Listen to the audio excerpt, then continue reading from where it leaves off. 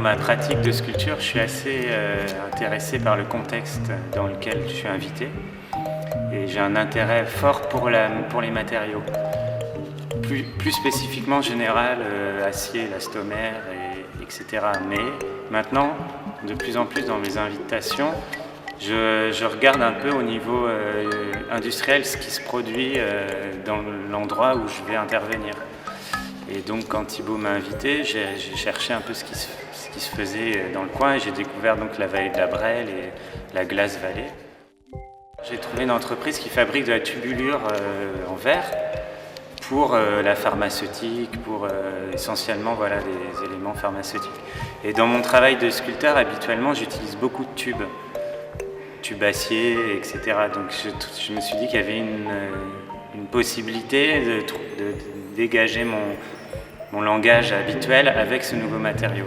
J'ai fait des tests à l'atelier de comment j'allais pouvoir travailler ce matériau que je ne connaissais pas.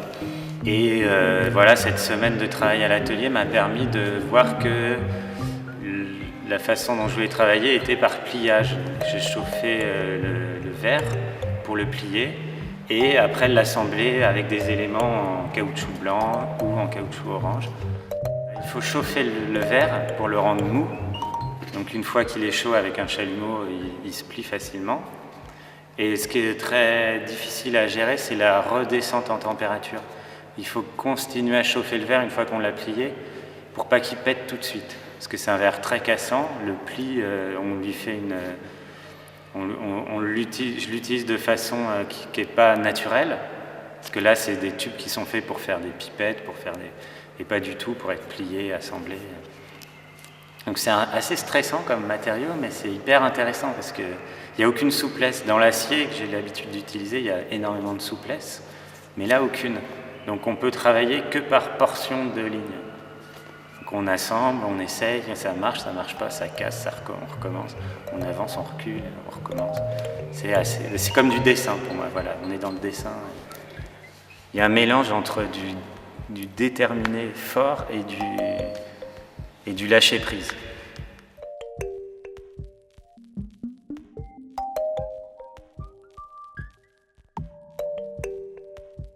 Et ici, ce qui m'a beaucoup intéressé, c'est d'une part le fait qu'on soit vraiment dans une architecture vide. Il n'y a plus de mobilier à part la chair, il n'y a presque plus rien.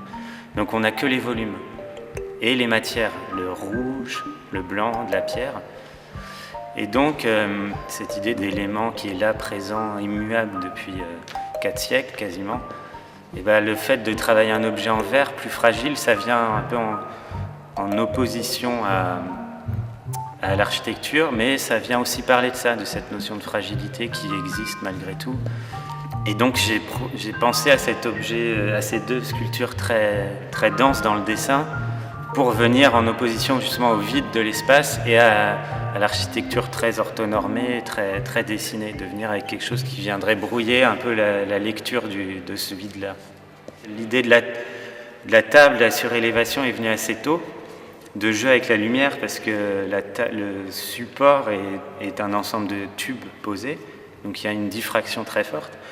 Et dessus, il y a cette sculpture qui vient un peu coucher, donc un peu comme les cénotaphes. Donc il y a l'idée quelque chose de presque anthropomorphique, si on veut, et en même temps entrer dans l'architecture, entrer dans l'espace de l'architecture. Donc la forme, elle vient déborder, un peu comme là. À l'arrière, ici, elle va aussi déborder. Et la forme orange aussi débordera. Et après, c'est une histoire de composition, de trouver la justesse de comment ce débord va avoir lieu. Mais il y a une indépendance de l'objet et en même temps, il y a une entrée dans l'espace, dans la lumière de la chapelle. Il se trouve qu'on est quand même dans une chapelle qui est la chapelle du Collège des Jésuites, qui a été commanditée par Henri de Guise et Catherine de Clèves, que Catherine de Clèves a terminé une fois la mort d'Henri de Guise, donc il y avait quelque chose comme d'un acte d'amour, on pourrait dire presque, pour son mari. N'est présent plus ici que la présence de ces deux personnes, la présence sacrée, elle n'est plus du tout là. La chapelle n'est plus consacrée, il n'y a plus de mobilier religieux. l'hôtel est quasiment... Enfin, il n'y a plus rien.